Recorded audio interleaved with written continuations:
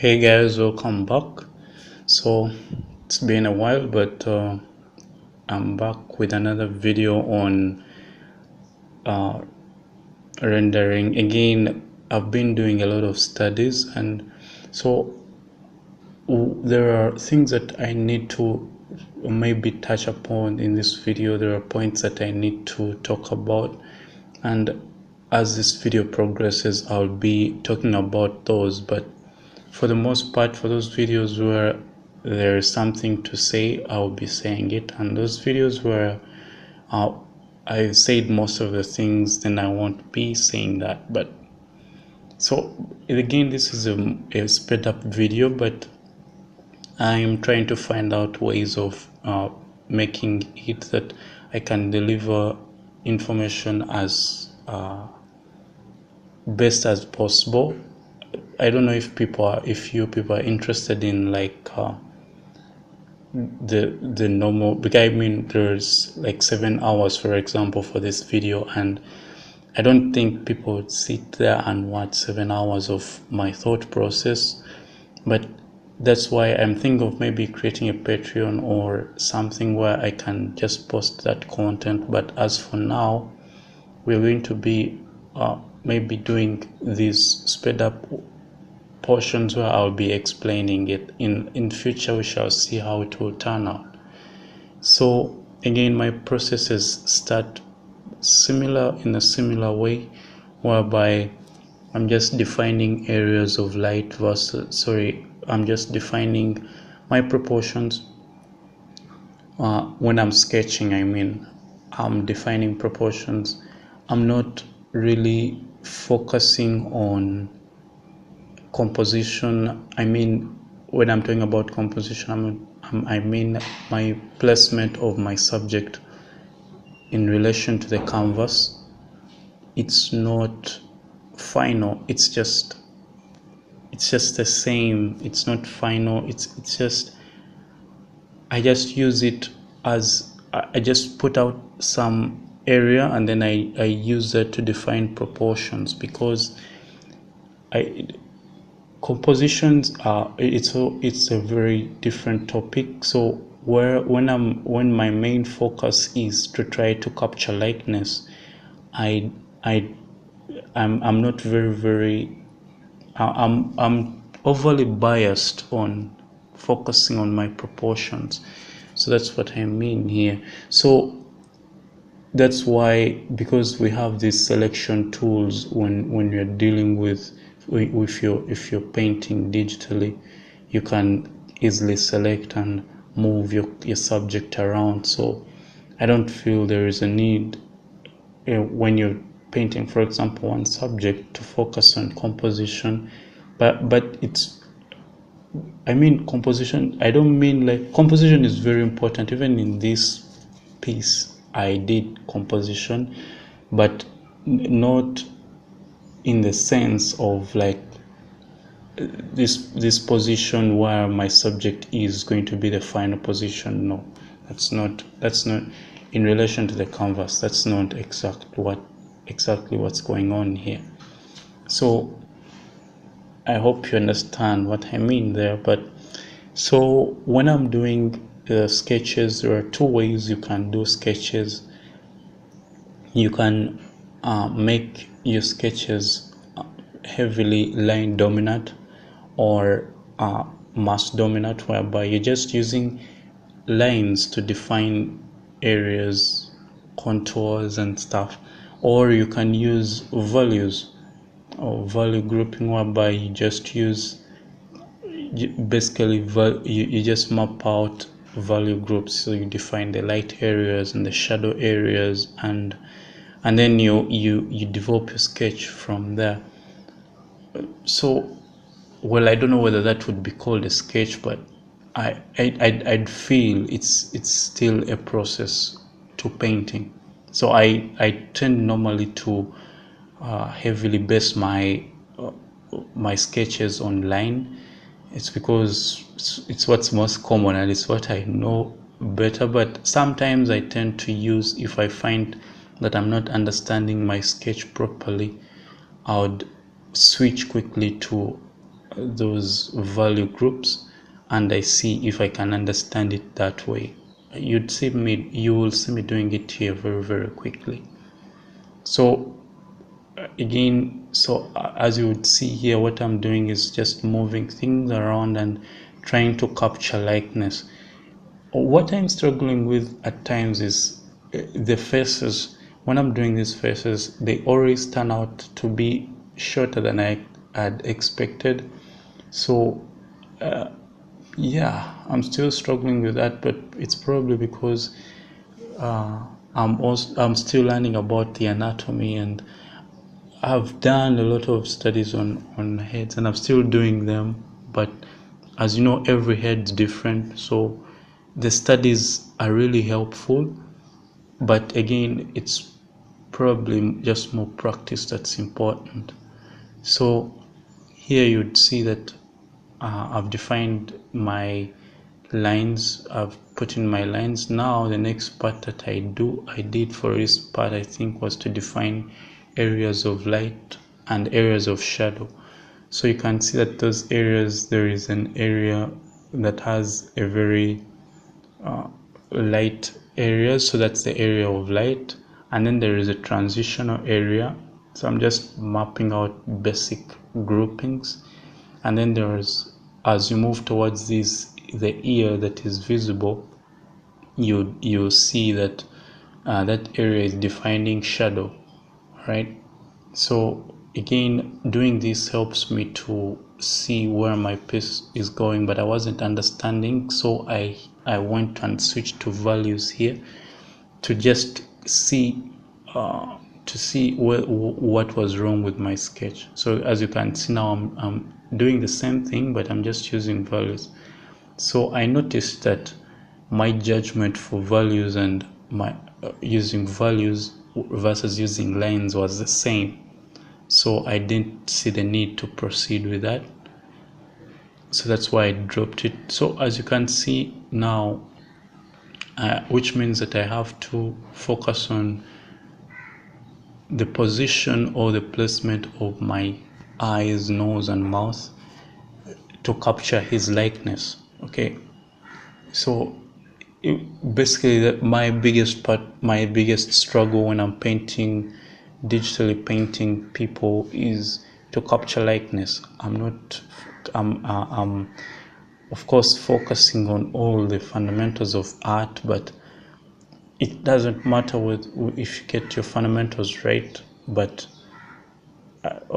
and you mess up someone's face. So I always try to make sure that I get as close as I can based on how much knowledge I have of the person. Because if you do something and doesn't come out very well, then it's kind of useless at times. And I've done it before where I've tried faces and they didn't work out.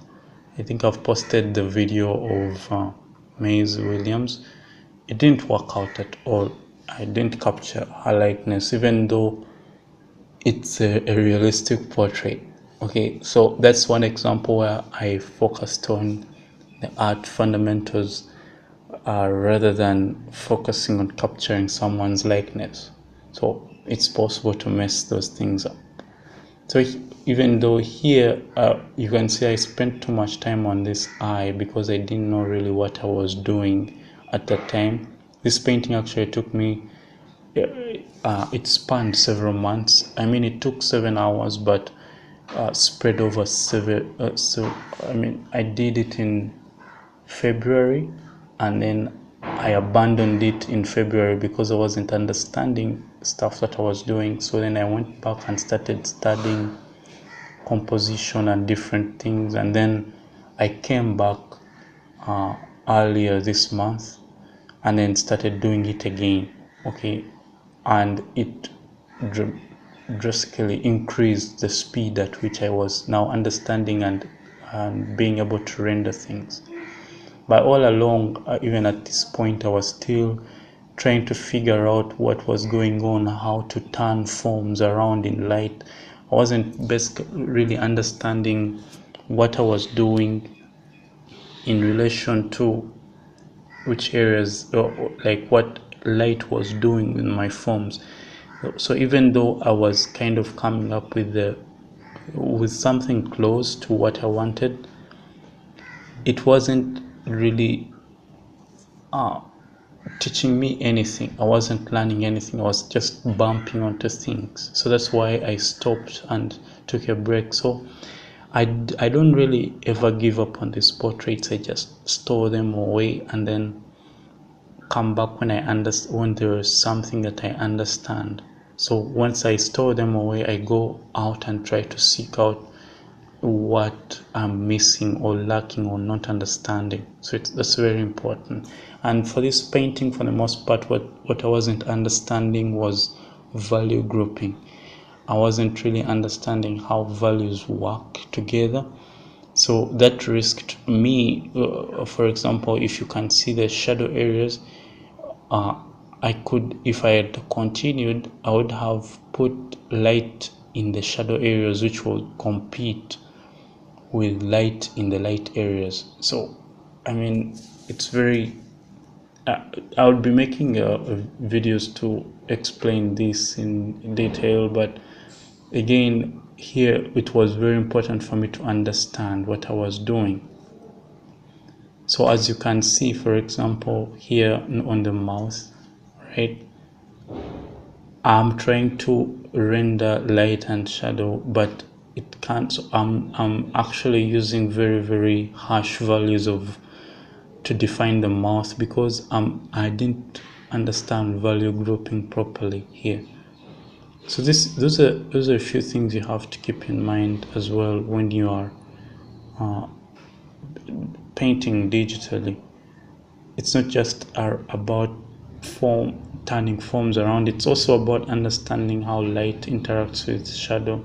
So for me, I'm trying to also understand this by doing various studies. I'm also, even on this video, I'll be posting different videos on for example, I'll be posting car rendering tutorials or other product rendering tutorials, because those are all helping me understand renderings properly or painting in general. So yeah, so that's why this channel is basically art and design. So here, this is probably when I had come back. Now this is early May. So when I had come back now, I was understanding what to do. So you can see now that I'm moving much faster here. It's like I can easily now turn the forms, and I had also studied anatomy, so I knew a little bit about anatomy. Again, the other thing about anatomy is that different people, even though we have generally generally similar anatomical structures, again there are a few variations. For example, the mouth areas, okay, it's when you study anatomy, you'd find that it has this spherical surface structure to it. But in the case of D-Rock here, when I was rendering, it's not very apparent. It's not very pronounced. So the spherical area from the nose around, that's not very pronounced. Whereas in some other people, you'd find that it's there. It's very pronounced, and others you'd find that it's not. All right. So again, when you look at the eyes, you know that some people have pronounced sockets where you can easily make out the difference, whereas in other cases you would not be able to see it. So for example, in D-Rock's case, you'd see that in his eyes they have these massive shadow areas to them, okay, whereas some other people it would not be very easy to see. So it's all very subjective. And when you're painting and you want to achieve realism, what you have to do to know is your values. I mean light versus shadow. there are two ways of making art, or in other words, most art is going to fall in two ways. There are people, when if you make art and you're just defining light versus dark, so that this thing is white, this thing is black, all right. So that's what people call Northern, all right. So you're just defining light versus dark, whereas when there are other people who define light, I mean light source versus shadow, all right. Okay, so light, which means the photons, and then the shadow, which means the areas where light isn't really reaching. So that defines form, okay, and that's called chiaroscuro. But again, finding a balance between chiaroscuro and Northern defines how realistic your painting is going to be. And that's one thing I also didn't understand at this point before I came back in the second phase of this painting. All right, so if you've watched my video on where I did Philly D's painting, I did it about a month ago from this one. In that, I wasn't really understanding this concept, and as you can see, even though you can make out the difference that this is Philly D, you'd see that it looks cartoonish. It doesn't look realistic. It's because it's heavily mass or Northern dominant. It's defining light areas versus dark areas, and it's not really defining the light and shadow areas properly. So that's why it came out a little bit funny. Whereas here, this is more realistic in my opinion to the realism I achieved in the other one. So it all depends. If what you're going for is realism, you want to make sure that you're getting your lights right and your shadow areas right, and the best way to do that is value grouping. As you can see in this, when I'm rendering the clothes, I'm defining the light areas and the dark areas, and then I'm using my eyedropper tool to determine which areas are going to be the shadow within the lights and which areas are going to be lights within the shadows. Okay, so that's all value grouping. And don't worry if you don't understand it at this point. I'm going to be making a video to explain this whole Northern and chiaroscuro concept and idea, and I'll also be linking to resources where I learned this from. There are about 35 hours on composition, and I am very, very sure that you figure out how to do it as soon as you'd watch all those videos and understand it as well. So yeah, try to understand that. So here the hair, again, I'm looking at texture basically. Again, these are areas that I'll be moving into, but today I just wanted to focus on value grouping for now. So that's probably the most important part. When I'm rendering, for example, the beards, I'm going to be using a grass brush. So just use a simple grass brush, tweak the settings around, adjust the sizes and the spacing, and you'll get something similar to what I was doing, what I got here. All right, so for the most part, this was all that I had for this video. I'm going to leave it at this. So just go create, stay awesome, be amazing. Till next time, peace.